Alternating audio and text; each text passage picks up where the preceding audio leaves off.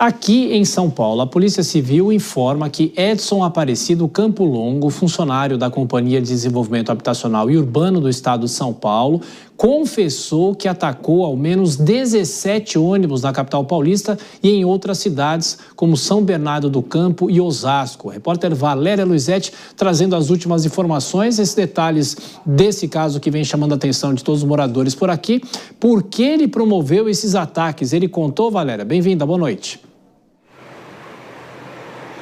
Pois é, boa noite, Thiago, a todos que nos acompanham. Esses ataques que têm causado bastante medo, para a população, não só de São Paulo, mas da região metropolitana. Ao todo são mais de 800 ataques que a gente tem acompanhado, mas eles trouxeram então, a partir dessas investigações que estão sendo realizadas pela Polícia Civil e essa apreensão de hoje, que realmente eles têm aí alguns caminhos nessas investigações com relação a esses ataques.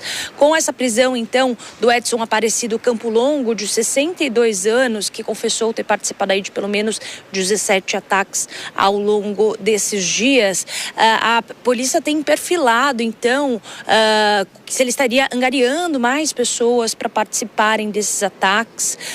A gente conversou, inclusive, com o secretário executivo de Segurança Pública de São Paulo, Oswaldo Nico Gonçalves, que deu mais detalhes sobre ele, disse que ele é servidor público há mais de 30 anos, ele era, inclusive, responsável por dirigir o carro de uma pessoa que participava de um chefe de gabinete da Companhia de Desenvolvimento Habitacional e Urbano, CDHU, que inclusive morava em São Bernardo do Campo, mora em São Bernardo do Campo, e aí eles foram interligando todos esses pontos e trouxeram também o que estava motivando a praticar esse tipo de crime. Vamos ouvir o que o Nico disse.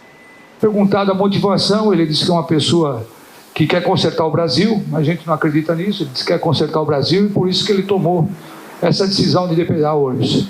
Eu acredito também que ele é uma pessoa que arregimentava pessoas, tá certo? Agora estamos com esse caminho também, doutor Domingos, nesse aí, agir pessoas, mas está muito, agora é o início da investigação. O Luiz Carlos já falou que o celular dele está no Celebrite, a gente vai saber muito com isso aí. A polícia disse que chegou até o Edson a partir do veículo que ele dirige, que era um Virtus branco, que estaria então em praticamente grande parte dessas cenas de crime, desses ônibus que foram então foram apedrejados e foram alvos desses crimes. E o Edson também acabou confessando que o irmão dele participava desse tipo de ação, o Sérgio Aparecido Campo Longo.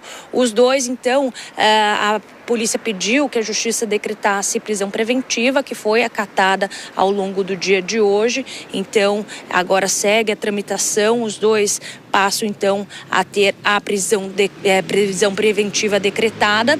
E entre os ataques, só para retomar aqui rapidamente, dentre esses 17 ataques, tem um que aconteceu na terça-feira passada na Avenida Jorge João Saad, aqui na capital, quando inclusive uma criança ficou ferida pelos estilhaços.